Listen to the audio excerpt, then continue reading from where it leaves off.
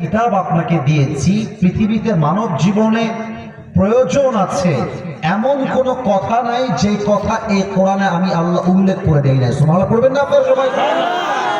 এখন কেউ যদি বলে কোরআনে রাজনীতির কথা নেই, রাষ্ট্রের কথা নেই, তাহলে এটার দ্বারা প্রমাণ হবে এমন যে আপনি মুসলমান হয়ে কোরআনকে বিরুদ্ধাচারণ করলেন, মুসলমান হয়ে আপনি আল্লাহর কথাকে অস্বীকার করলেন। আপনি মুসলমান হয়ে আল্লাহর কথাকে অস্বীকার করলে আপনি আর যাই হন, আপনি আসল মুসলমান হতে পারবেন না, ঠিক কিনা বলেন? তবে এটা আমার মূল আলোচ্য বিষয় নয়।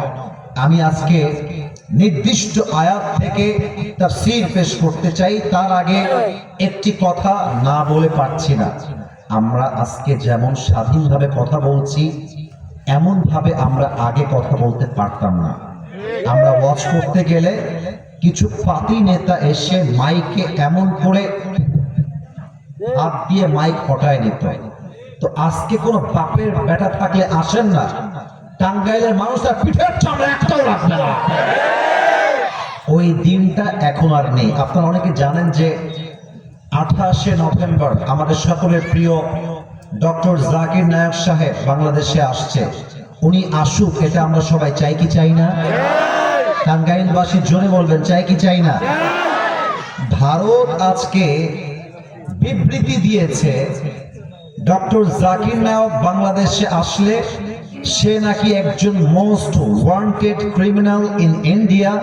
সো সে যদি বাংলাদেশে আসে, বাংলাদেশের সরকারের উচিত তাকে নাকি ভারতের কাছে হস্তান্তর করতে হবে।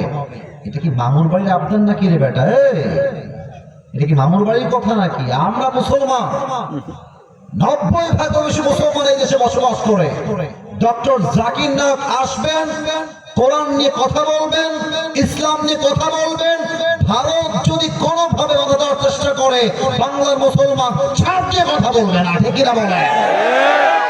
সেকেন্ড কথা, দেশটা স্বাধীন হয়েছে এটা সত্য, বাট এখনো পর্যন্ত ভারত আমাদের দেশ নিয়ে নাক গলায়। মাথায় রাখবেন, ভারতদেরকে আমরা ঘৃণা করি তা নয়, আমাদের প্রতিবেশী তারা। আমরা মিলে মিশে বসবাস করতে চাই।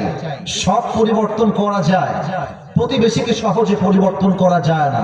আমার প্রতিবেশী দেশকে বলবো, আপনারা নিজেদের চরকায় তেল দেন, আমাদেরকে নিয়ে ভাবতে হবে না। এবং ইন্টারিম যে গভর্নমেন্ট, ডক্টর ইউনূস সাহেবকে বলবো, আপনি ডিক্লেয়ার দিবেন এটা বাংলাদেশ, এটা মুসলমানের দেশ। এখানে একজন আলেম এসে নিরাপদে কথা বলবে, ডক্টর জাকির নায়ক এসে নিরাপদে কথা বলবে, বাধা দিবে এমন সাহস হবে না, ঠিক কিনা বলেন?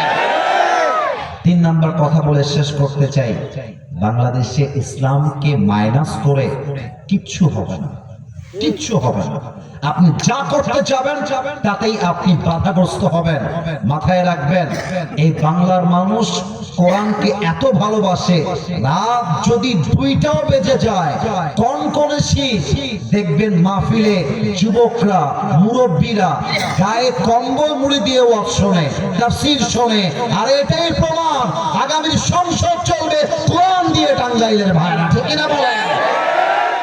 আপনারা সবাই আল্লামা সাইদি হুজুরের নাম শুনেছেন না? এত আস্তে